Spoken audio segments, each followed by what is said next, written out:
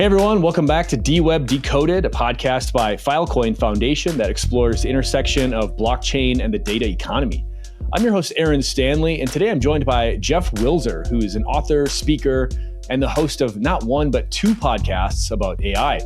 He's been doing a really great job exploring this landscape, talking to the right people, asking the right questions. So today we're going to get a brain dump from him on just what he finds interesting at the moment, where he sees things going, where things are headed. With that, Jeff, thanks for being here today. Aaron, great to be here. Thanks for having me. Yeah, appreciate it. Excited to have you here, and I've been following your work for a long time, so really excited to finally get to sort of dive in and nerd out a little bit here.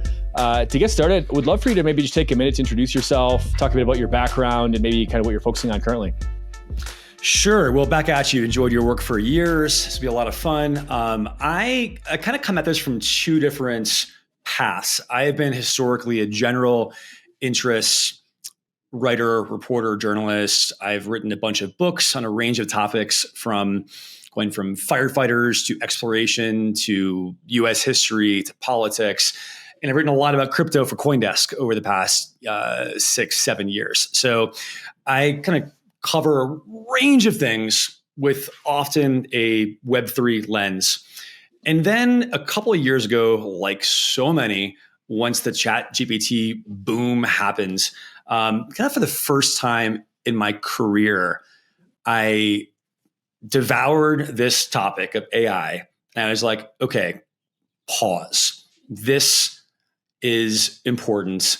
This makes me want to put all or most of my chips on this one topic. I have been basically just curious about AI. And so my lens is one of curiosity. And I think, like so many folks, when we saw this kind of meteor of AI approach us, my first thought was, oh my God, like my career as a writer is over. I'll be obsolete in 6 months, right? So I'm like, okay, I can either bury my head in the sands or lean into it and embrace it. And so I've tried to do the latter.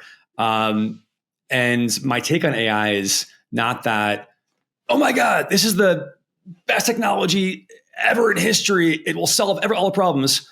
And it's also not, oh my God, it's going to kill us all. It's the worst thing.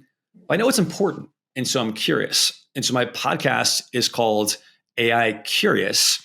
And I view AI through the lens of curiosity, covering the good, the bad, and the creepy, right? So one week we'll have on a neuroscientist exploring how would we know if AI is sentience. The next week, maybe a productivity expert on pragmatic hacks we can all do. Next week, Hollywood producers on how AI is impacting filmmakers. Next week, CEOs on the business implications, and on, right? So there are just, to me, an endless variety of ways that AI is impacting the world and ourselves.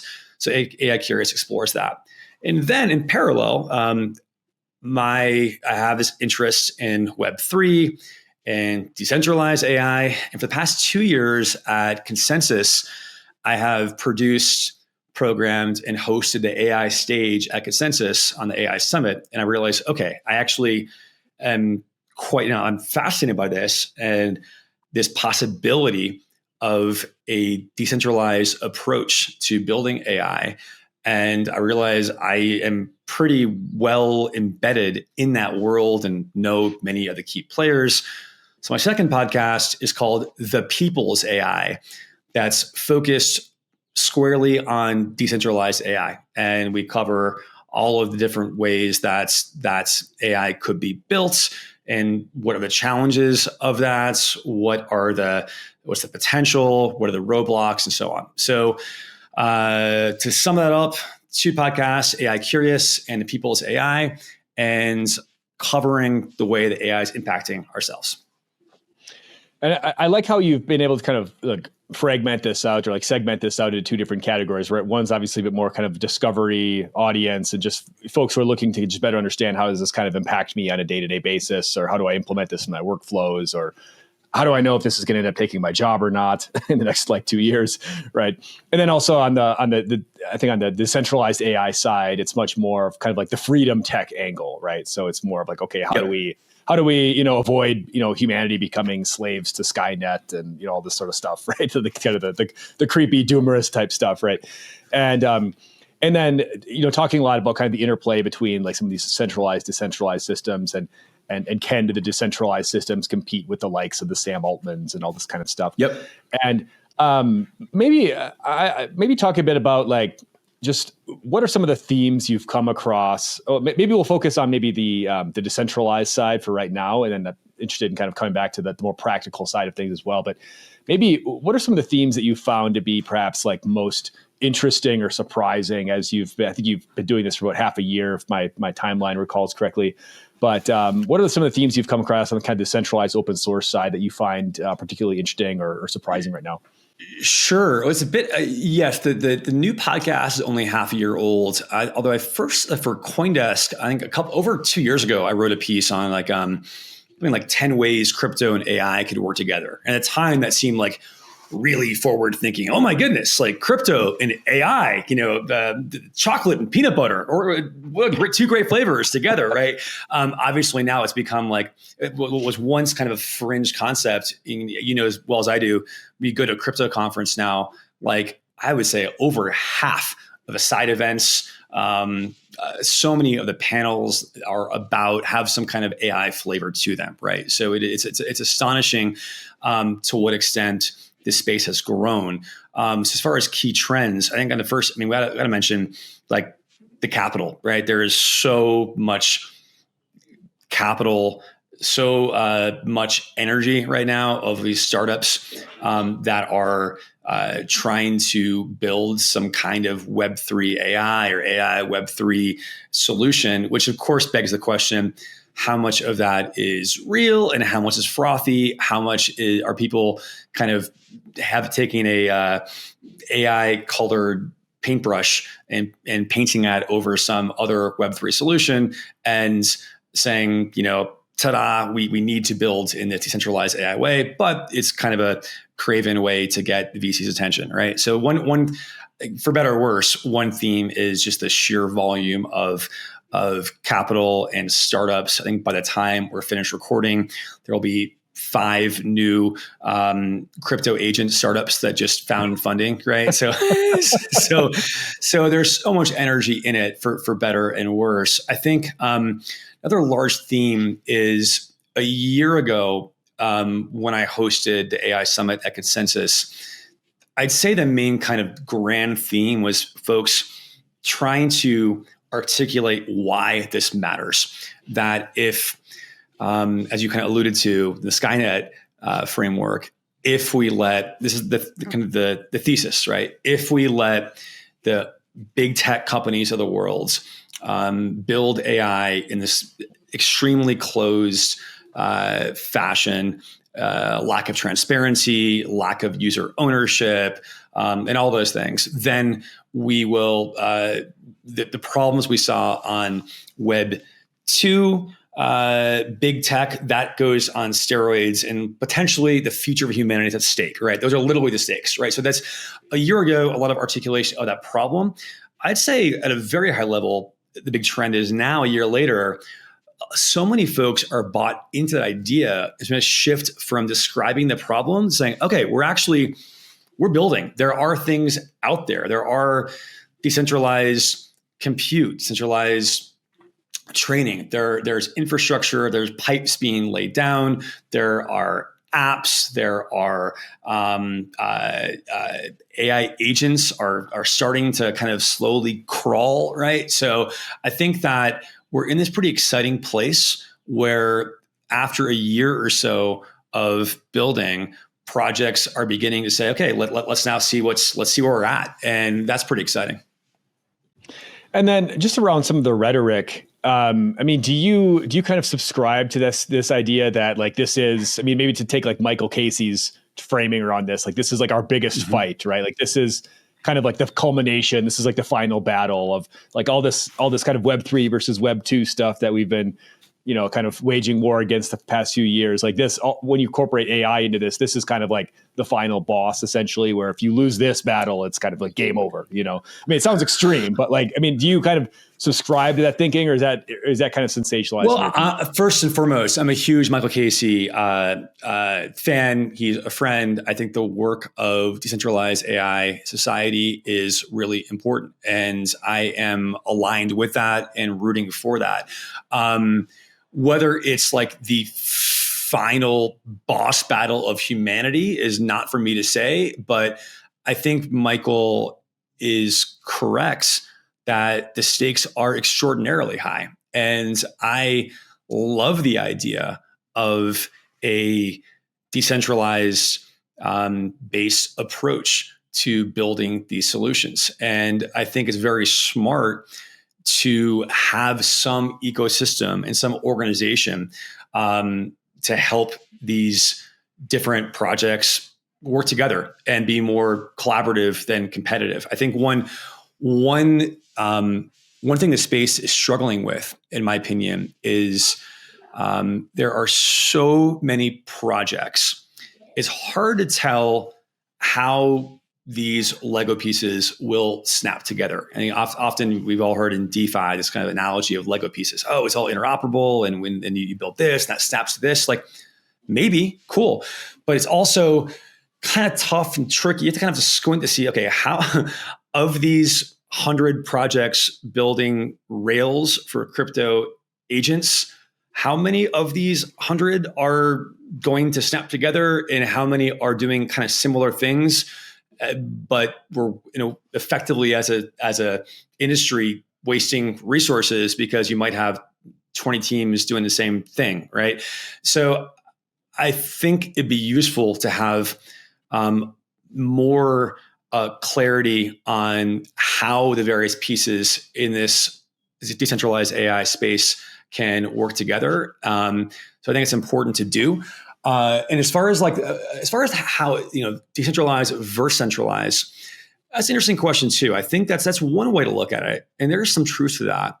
I think you can also look at it more as evolution. I spoke to the MIT Media Lab researcher who positioned this less as a battle and more as, okay, when it's natural, it's normal, it's almost, this tech has to start in a centralized way. That's how, look at computing, right? Computers way back to mainframes. You start mainframes, you go personal computers, and eventually you kind of move out to the edge, and at the edge where innovation happens. So you can look at it as less of a threatening, oh, it's like, X versus Y, and we're going to beat up each other, and more about, okay, there's no way this could not have started from a very centralized place.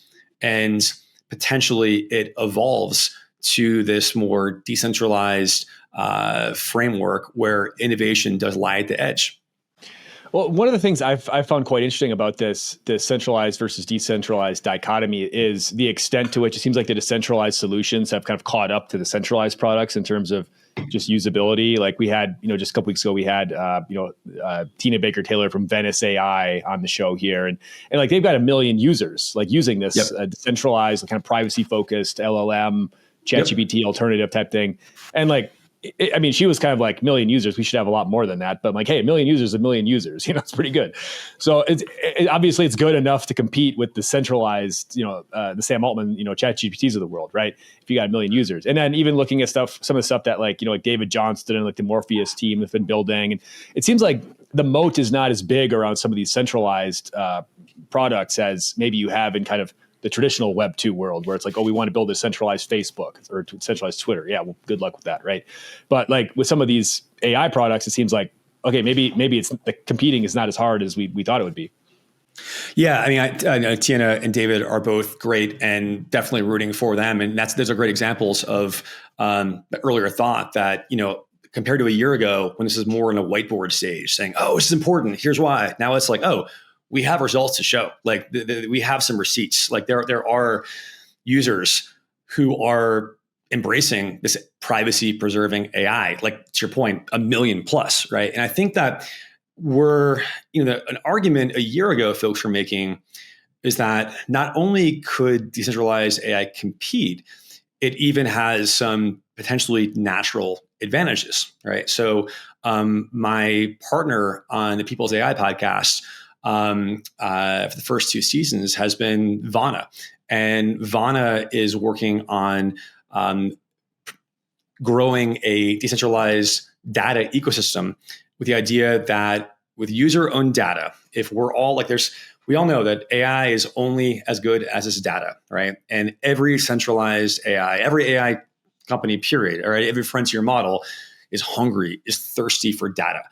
They're all trying to get better data, right? So one potential way that decentralized AI can have a advantage is if we can figure out a way to let, to Aaron's listeners, to if data that we normally wouldn't trust in the hands of a Facebook or an OpenAI, but through using cryptography and privacy preserving tech, if I'm able to contribute some of my personal data and get compensated for that, I might effectively help feed that into a model that can actually be trained on richer data, right? So that's, as compute gets kind of commoditized, right? Eventually, there's an arms race of compute.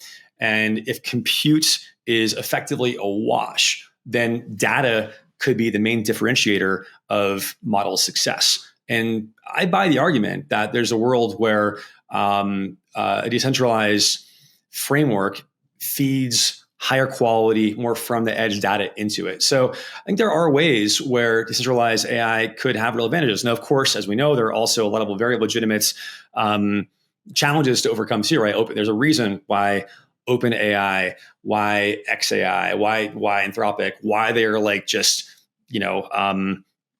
funneling billions and billions and billions of capital to co-locate a data center, like that's effective, right? And so there's trade-offs, but it's exciting times. And then what are some of the overlaps you see between kind of like Web3, crypto? I guess I think we kind of came into crypto around the same time, like 2017-ish. Yep. I remember your amazing Breaker Mag pieces back in the day. R.I.P. Breaker, Aaron. I appreciate that. That's like an OG handshake right there. Mentioning for listeners who don't know, that was a kind of a critically beloved but like commercial struggling Web3 organization from 7 years ago. So anyway, thanks for the shout out. Yeah, with some of the best, the best like long form articles ever produced in crypto, I must say. And thank you. We came into this, I think your points earlier about like how, by the time we finish this recording, there might be like 5 new AI agent startups raising a round or whatever. And a lot of this stuff does kind of feel like back in like 2017 ICO era. Like I feel like I've lived this, I've lived through this, like I've seen this movie before, it kind of has that vibes and I think maybe it's like, once you've been in these, you've seen like how this whole hype cycle kind of churns and like what's actually going on. And so a lot of the narratives are also kind of the same as well. People kind of throwing around these terms like, oh, we'll know blockchain is successful when people stop using the term blockchain and you don't even know the product uses blockchain. And it's kind of like the same with AI. Like, oh, we'll know this is successful when we stop using the term AI, and it's just sort of something that like lives in the background. And it feels like there's a lot of just the same kind of like blustery narrative. And maybe this is how all these hype cycles work, but it's just the first ones that I've personally lived through. I think that's a really interesting point. I think when you go to I go to plenty of AI conferences, and to your point, Aaron, when you walk through these like booth after booth after booth of these like really scrappy, excited startups that are all kind of doing not quite the same thing, but many are doing similar things, right? Like, oh, this is my AI startup that's going to offer you this like, incredible cyber AI security solution, and two cubes over the same thing, right? It's like, I kind of have a sense that just as in 2017 with the ICO boom, that 19 of 20 of these projects will be like gone in 5 years, right? Very few of these will survive. And so there's so much capital pouring in. There is so many projects, overlapping use cases. No doubt that there will be many that did not survive. That said, what I think is a bit different is, unlike 2017, where yes, we had in the Web3 space, or back then as before it was called, we called it Web3, in the crypto blockchain space, so much excitement, so much, yeah, we're going to change the world. And we said all these things at meetups and conferences. Normies were not using this. Normies didn't care. Normies might have been buying Bitcoin, maybe Dogecoin, but they were not kind of embracing it in any way besides from just like pure speculation. That's not the case with AI. Like normies are using AI. Normies are using ChatGPT. I mean, look at look at the hockey stick graphs of adoption from ChatGPT and other LLMs. Tons of reports from the likes of KPMG on how many businesses are experimenting, are building pilots. This is not a fringe, exciting concept being discussed at meetups and conventions, but hasn't broken through. It's broken through. The question is, I'm sure we'll have a trough of disillusionment and despondency. I'm sure there'll be ups and downs in a hype cycle, but I do think there is more like AI, whether we like it or not, is not going anywhere. We might not call it AI in 5 years. It's possible that's just the tech that exists, right? And so I might even kind of like feel a little cringe to use the word AI. That's possible, but the actual tech itself is not going anywhere. And then one of the theses I've kind of been personally clinging to or formulating here is that, I mean, I agree with you. Like, what makes this hype cycle different, if we can call it that, is just that like there is an actual like user base here. Like normies are using this product. There is an actual value that's like demonstrable that people are using. Whereas 2017 and even you could argue even throughout all these different crypto cycles, the value has been kind of questionable. Like, what value are you actually adding to the world? And I guess the question would be, I mean, do you kind of subscribe to this idea that like AI is perhaps like the true innovation we should be really clinging to, and maybe blockchain and crypto is interesting in the sense that it can help support some of these like decentralized AI systems in a way, whether it's like, you know, some of these data solutions you're talking about, like, or whether it's kind of providing a chain of custody of the data that's being fed into the models. Or some of these like decentralized storage, decentralized compute type systems that can help be the infrastructure that would otherwise be in the centralized silo. I mean, I would just like your thoughts on that. Is that maybe the right way to be thinking about this? I try not to frame things in like an AI versus blockchain or AI versus Web3. I think there's just plenty of room for both. You know, plenty of room at the table for these techs. And I think what you're getting at is, I do think these are two very complementary techs and can work hand in glove. And I find pretty compelling the idea that Web3, blockchain, and yes, even cryptocurrency could be this like incredibly sophisticated, robust backend for the front end of AI. I believe I had Ilya from Near on People's AI, and the vision that he kind of described was just that of, and obviously Ilya has been immersed both, you know, his AI credentials are impeccable. He was on the Google team back in 2017, 2018 that wrote the original paper that effectively birthed the tech, the transformer that gave us large language models, right? So his credentials are bulletproof. He, of course, also has deep background in Web3, with Near. And he's like, look, these two go hand in hand, and blockchain can be the back end, AI the front ends, and specifically, I don't want to put words in Ilya's mouth, but there are many who articulate the idea of the agentic economy, right? And it's inevitable. So the thinking goes, it's inevitable that there will be billions of agents all conducting business and transactions. And it is obvious, it is almost like in this framework, a priori self-evidence that these digitally native agents will use digital native currency, which is, of course, cryptocurrency and microcurrency. That, to me, I think certainly is plausible. And even 2 years ago, I remember writing something like, wouldn't the irony for crypto and Bitcoin be if after a decade plus of we've spent years and years and years searching for the right use case for cryptocurrency being used as true transactions for goods and services. I don't mean as in DeFi or a financial tool, buy and hold, hodl. I mean, like, to quote, I remember back in Breaker Mag days, 2018, there was a whole like era of like, can we use Bitcoin to quote, buy a cup of coffee, right? That was almost the holy grail of, would Satoshi's vision be materialized if we're using crypto to buy a cup of coffee? And that obviously, yes, well, of course, international remittances are a thing, and I'm not discounting that.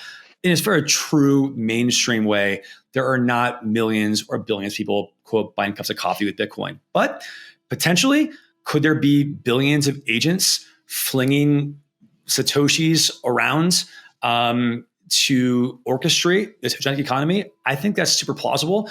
I also, to push back a little bit in that narrative though, I can, as far as more conventional AI agents, if I'm like the idea that agents by definition must use crypto, they're digital, like maybe, but imagine if you are the vice president in United Airlines and you're trying to pilot this AI agents program where someone's AI agents can interact with United to purchase a plane ticket, right? It's kind of a great example a lot of folks use to describe AI agents. Oh, Aaron, imagine if you're taking a vacation to Japan, and in the future, instead of using ChatGPT to give you ideas for itinerary, it can actually go and buy you a ticket. That's a classic example.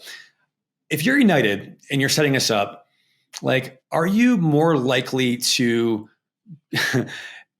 also inject this Web3 cryptocurrency based framework, or say, you know what, MasterCard has an AI agent solution, right? So I can see kind of quote Web2 traditional companies using more traditional finance as well. So I'm not fully sold. It must be crypto for powering AI agents, but I also think it's plausible. We'll see. It's exciting.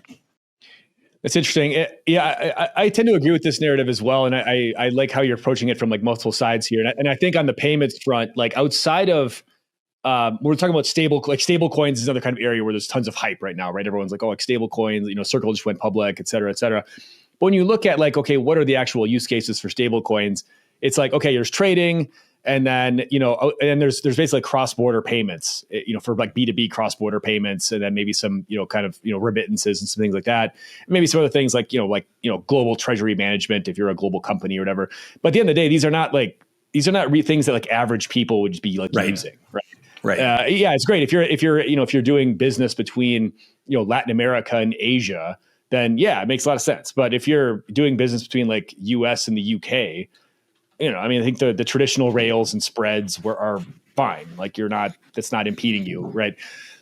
So I agree with you in that sense that the this may be where like the real sort of like crypto payments revolution actually comes from, right? I think it's plausible, yeah, and I think it's plausible and like deeply ironic, even almost delightful. It's like almost amusing in the best of ways. If like crypto, what if for over a decade, crypto Web3, we've been building all these really smart tools, these really clever, intricate systems, and it turns out the ultimate users of these are not humans, but robots or digital robots, AI agents, right? And in which case, that is no small thing. Like that would not be anything that Web3 community should be ashamed about. I mean, that would be just a amazing, I won't call it a happy accidents, but it is, there is a scenario. I'm not saying this is the most likely scenario, but yeah, I think there's a scenario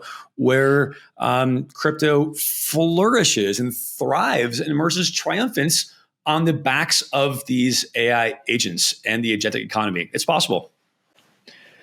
And then just to close out here, I would love your take on this last question here, which is, maybe to preface here, like you have a really just incredible vantage point on this whole emerging industry, just based on your podcast and your multiple podcasts. And then you've been hosting, conferences on this, going to a lot of conferences. So you have a really kind of unique vantage point into like who the players are, what's happening, what's being built. Are there areas whether it be like maybe the centralized AI or decentralized or open source AI space that perhaps like aren't getting the love or the attention that perhaps they should be, whether it be from builders or whether it be from pundits? Obviously, there's a lot of attention going into like building agents and stuff and like having tokens for these agents and whatever. But like, okay, is that maybe detracting? Is that maybe taking attention away from another area that needs to also be built, but maybe people just haven't quite, people haven't quite like unearthed that area quite yet. But it's something that needs to be built. Yeah, I mean, I'm going to be kind of biased here, but there's a reason for my bias. I've, as I mentioned, my partner has been Vana, who I think data is being slept on a little bit.